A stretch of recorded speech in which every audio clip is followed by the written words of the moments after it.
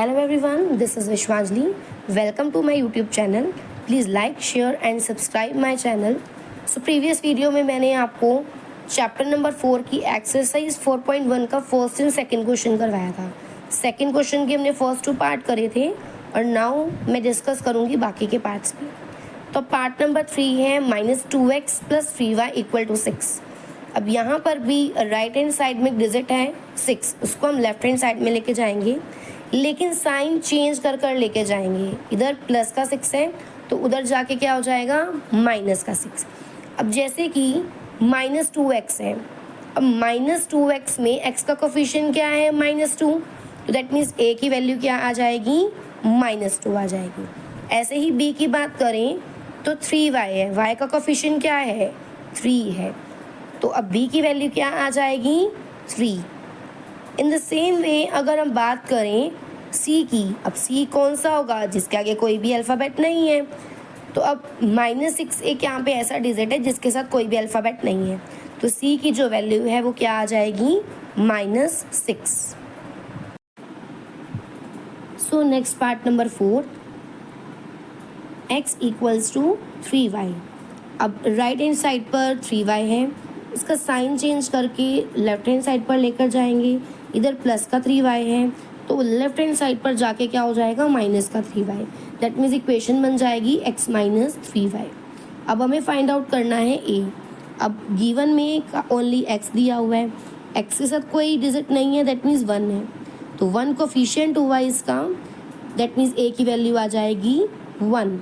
ऐसे ही अगर हमें b फाइंड आउट करना है तो -3y, y का कोफिशिएंट क्या है -3, दैट मीन्स b की वैल्यू आ जाएगी -3.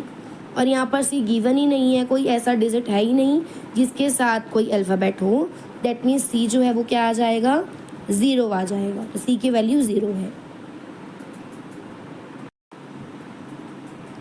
So next part number 5, 2x = -5y. तो राइट हैंड साइड में -5y है, उसको लेफ्ट हैंड साइड में लेकर आएंगे, साइन चेंज करके लिखेंगे, तो अब आपके पास इक्वेशन आ जाएगी 2x + 5y = 0. अब हमें इसमें फाइंड आउट करना है a. तो 2x, x का कोफिशिएंट क्या है 2, तो दैट मीन्स जो a की वैल्यू है वो आ जाएगी 2. In the same way 5y, y का कोफिशिएंट क्या है 5, दैट मीन्स b की वैल्यू आ जाएगी 5. और अब हमें फाइंड आउट करना है c हमारे पास कोई गिवन ही नहीं है कुछ भी, तो c की जो वैल्यू है वो 0 आ जाएगी, क्योंकि जब कोई भी डिजिट गिवन ही नहीं है जिसके साथ कोई अल्फ़ाबेट ही ना हो तो वो फिर वैल्यू 0 हो जाती है. सो नेक्स्ट पार्ट है 3x + 2 = 0. तो यहाँ पर 3x है आपके पास टर्म और x के साथ कोफिशिएंट है 3, दैट मीन्स a की वैल्यू जो है वो 3 आ जाएगी. यहाँ पर कोई भी y वाली टर्म है ही नहीं, तो उस केस में जो b होगा वो 0 हो जाएगा. और एक टर्म ऐसी है दैट मीन्स 2, ओनली 2 दिया हुआ है, कोई भी अल्फ़ाबेट नहीं है, दैट मीन्स जो c होगा वो 2 है.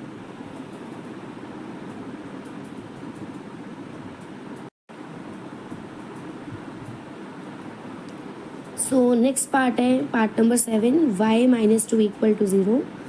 अब अगर हम x की टर्म की बात करें तो x की जो टर्म है वो तो गिवन नहीं है, तो दैट मीन्स जो a की वैल्यू है वो क्या आ जाएगी 0 आ जाएगी.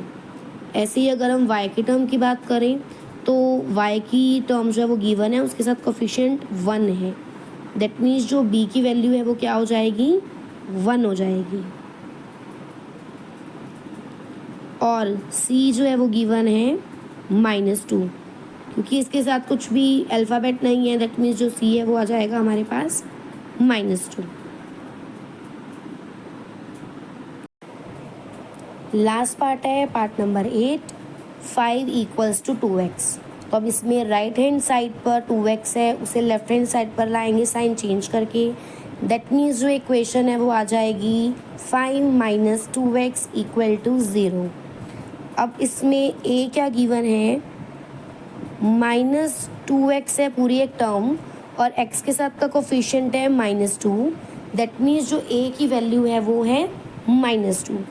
ऐसे ही b की वैल्यू हमें फाइंड आउट करनी है, तो y वाली टर्म गिवन नहीं है, तो दैट मीन्स b की वैल्यू जो है वो 0 आ जाएगी। और c एक ऐसी टर्म है जिसके साथ कोई भी अल्फ़ाबेट नहीं है, दैट इज़ 5, तो जो c है उसकी वैल्यू आ जाएगी आपके पास 5।